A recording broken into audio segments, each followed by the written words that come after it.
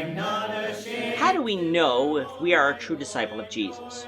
This is the question that we seek to answer today as we continue our verse-by-verse study of the book of John on walking through the Bible.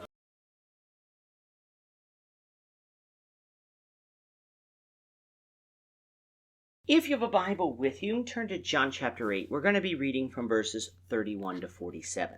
If you don't have a Bible, don't worry. Just follow along with us on the screen. The version that we'll be reading from is the New King James Version. So John chapter 8, beginning of verse 31. Then Jesus said to those Jews who believed in him, "If you abide in my word, you are my disciples indeed, and you shall know the truth, and the truth shall make you free." They answered him, "We are Abraham's descendants, and have never been in bondage to anyone. How can you say you will be made free?" Jesus answered them, "Most assuredly I say to you, whoever commits sin is a slave of sin. And a slave does not abide in the house forever, but a son abides forever. Therefore, if the Son makes you free, you shall be free indeed. I know that you are Abraham's descendants, but you seek to kill me because my word has no place in you. I speak what I have seen with my father, and you do what you have seen with your father." They answered and said to him, "Abraham is our father." Jesus said to them, "If you were Abraham's children, you would do the works of Abraham. But now you seek to kill me, a man who has told you the truth, which I heard from God. Abraham did not do this. You do the deeds of your father." Then they said to him, "We were not born of fornication. We have one Father, God." Jesus said to them, "If God were your Father, you would love me, for I proceeded forth and came from God, nor have I come of myself, but he sent me. Why do you not understand my speech? Because you are not able to listen to my word. You are of your father the devil, and the desires of your father you want to do. He was a murderer from the beginning and does not stand on the truth, because there is no truth in him. When he speaks a lie, he speaks of his own resources, for he is a liar and the father of it. But because I tell you the truth, you do not believe me. Which of you convicts me of sin? And if I tell you the truth, why do you not believe me? He who is of God hears God's words. Therefore you do not hear, because you are not of God." In our last lesson, we had the Jews talking to Jesus while he was teaching in the temple. He has been teaching about who he was, that he was sent from God, and that he was God. Many didn't understand what he was meaning by this, and Jesus said that is the reason for their unbelief. However, we mustn't conclude that nobody believed Jesus' words, for verse 30 said that some did believe.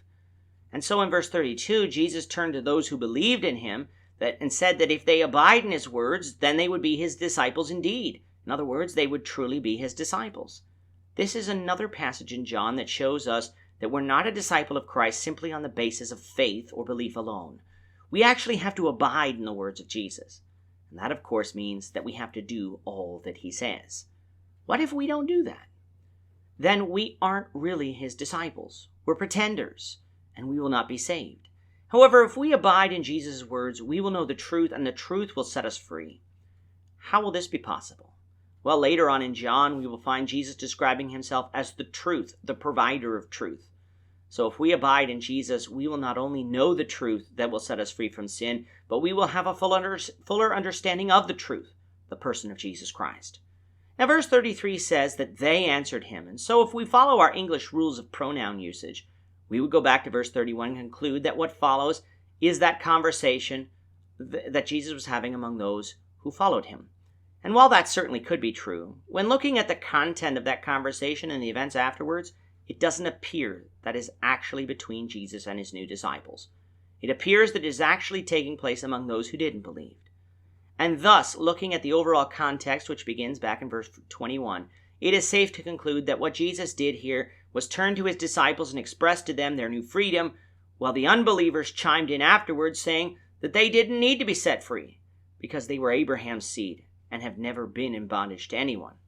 In other words, they were justifying their unbelief, a trait that people who heard Jesus' teaching didn't want to obey often tried to do. Looking at these unbelievers' statement about being Abraham's seed, it is correct the Jews were that. But on a macro level, it was wrong that they had never been in bondage, for our past studies have shown that they were in bondage to Egypt, and our future studies will show bondage as well. Now, perhaps they meant themselves personally, which is more true, although they were under Roman rule, but were not slaves to the Romans. However, again, these unbelievers missed Jesus' point. He wasn't talking about physical bondage, but spiritual bondage to sin. Those who commit sin are slaves to sin. And if they were a slave to sin, they were not part of God's spiritual family, because slaves do not abide in the house forever. They are not truly part of the family, because they could be sold away. However, the Son is a permanent member of the family. Jesus is the Son of God and thus has the power to truly set people free from their slavery, and using other New Testament comparisons, could also adopt them as free people to become part of God's spiritual family. But Jesus isn't going to let these people get away with saying that they are truly Abraham's seed. Sure, it is true that they physically were because they could trace their lineage back to him, but spiritually, they certainly weren't. Why? Because they didn't perform the works of Abraham. When God spoke to him, Abraham obeyed. He obeyed when God told him to leave his homeland and come to Canaan. He obeyed when God told him to offer Isaac on the altar. Abraham's life was founded on his faith and obedience to God. If Jesus, once sent from God, appeared to Abraham, Abraham would not try to kill him, but the Jews of that day were trying to kill Jesus. Instead, Jesus said to the Jews that they were doing the will of their Father. Now those Jews who heard this were offended, saying that they were not born of fornication. In other words, they were not illegitimate children. They had one Father, which was God. Jesus proclaimed to them that if that were true, then they would love and believe in him, for he was sent from God. Why wouldn't they listen to Jesus? Because they weren't able to listen to his words, because they were of their father the devil, and it is his desires that they want to do. The devil was a murderer from the beginning, in that he deceived mankind in the garden and thus spiritually murdered them. So they seek to kill Jesus. The devil was a liar from the beginning and the father of lies, and won't accept the truth, and so they go about lying about Jesus and do not accept the truth.